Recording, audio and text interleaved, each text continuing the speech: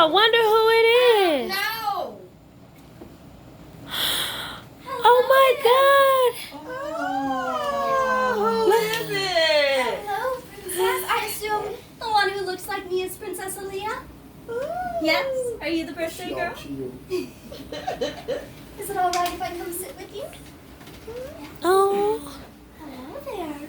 And what's your name, my friend? My name is London. Your name is London? And your name is Cinderella as well? That's my name too. Did you know that already? Yes. You're a very smart girl, so I knew that you'd know it already. Well, I have lots of activities for us to do today. Is it all right if we start out by reading a story? Yes, do you like to hear stories? All right. Is it okay if we read my story? Yes, wonderful. Cinderella, would you like to sit in a chair or over on the sofa and read the story? Or I y'all didn't want get a chair to sit right over there now, with the princess? What y'all want to do? Where would you like to sit? Over here. Over there? All right. Okay, Larry, can you let somebody else video and you pull their chairs over there for them? Over by this picture of the princesses? Thank you. Oh goodness, you're dressed like my friend Tiana. That's wonderful. All right. Let's see. Is it okay if I sit right here? Yes. Wonderful. Wow. Are you ready? Yes. Are you sure you're ready? All right. Once upon a time, there lived a kindly gentleman. He had a fine home and a lovely daughter, and he gave her all that money could buy: a pony, a puppy named Bruno, and many beautiful dresses. But the little girl wished for a mother and for other children to play with. So her father married a woman with 2 daughters of her own. Now, he thought, his daughter had everything to make her happy. But alas, the kindly gentleman soon died, and his second wife was harsh and cold to her lovely stepdaughter. She cared only for her 2 ugly daughters. Everyone called the stepdaughter Cinderella now, since she sat by the cinders to keep warm as she worked hard, dressed only in rags. Do you all know what cinders are? No? Do you want to know? You don't know? Well, do you know what a fireplace is? Yes? Well, sometimes there are fireplaces in kitchens where you cook the food, yes? And there's bricks right in front of those, and that's called a hearth. It's kind of spelled like heart, but it's got an H on the end. And it just means that it's there to keep the space warm so that you can set things in front of the fire, and it'll soak up all of that toasty warmth. Now, when I was younger, my stepmother didn't let me have a room, so I slept by the fire on the hearth in the winter because it got very, very cold. Now, cinders are basically like ashes. Do you know what those are? Yes, it happens when something burns, then you get ashes. Yes, have you ever seen like a bonfire or something like that? Yes, so you know what I'm talking about. Yeah, that's what cinders are. And when I would wake up in the morning, I would have cinders all over my face from sleeping on the hearth. So that's why they called me Cinderella. But I was not sad. I made friends with the birds who flew to my windowsill. And my best friends all were, do you know who my best friends are?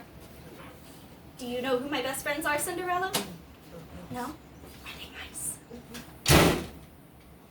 Yeah, they're little mice. Do you know what their names are?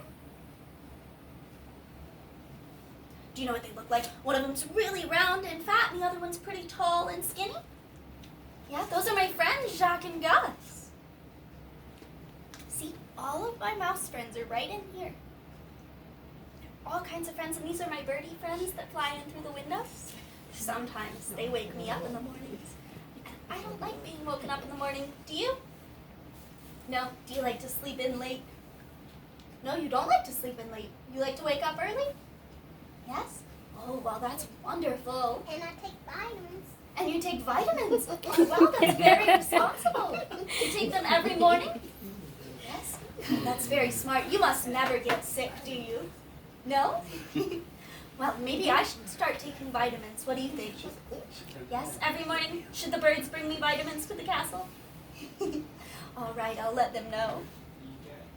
I made little clothes for the mice, and I gave them all names. And they thought that I was the sweetest girl in the world. Every morning, I woke from my dreams and went right to work.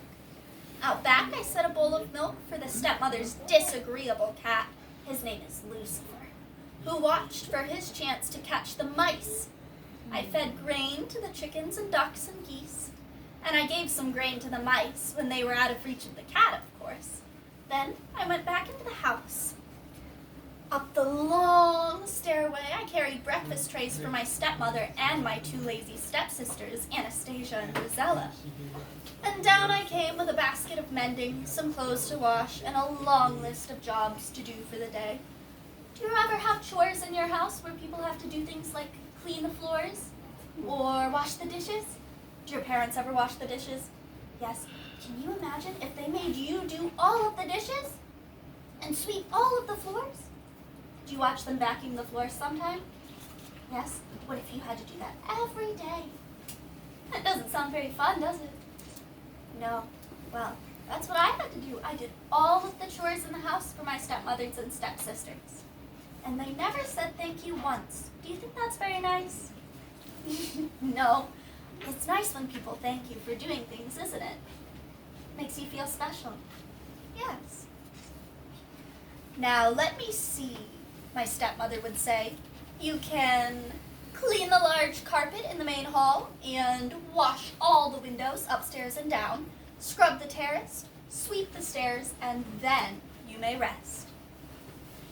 That's a lot of chores in one day, isn't it? Yes. Now, across the town was the palace of the king, and one day the king himself was giving orders to the great duke.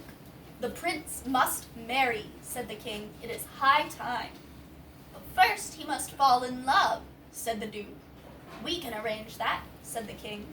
We shall give a great ball this very night and invite every girl in the land. There was much excitement when the invitation to the king's ball came.